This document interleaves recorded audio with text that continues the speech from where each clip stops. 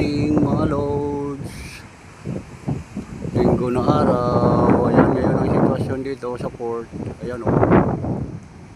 Ayan. Lalaking alon. Epekto pa ng habagat. Ayan o mga lods. Ayan tagbot.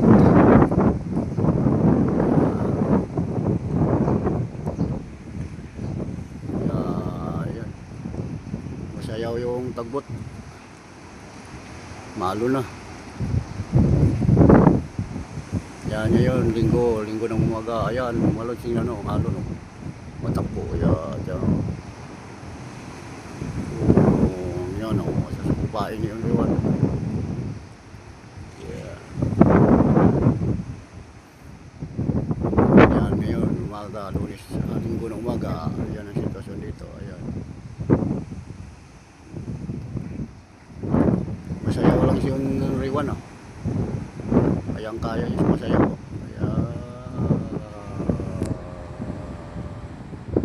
Kaya sumasayaw lang siya.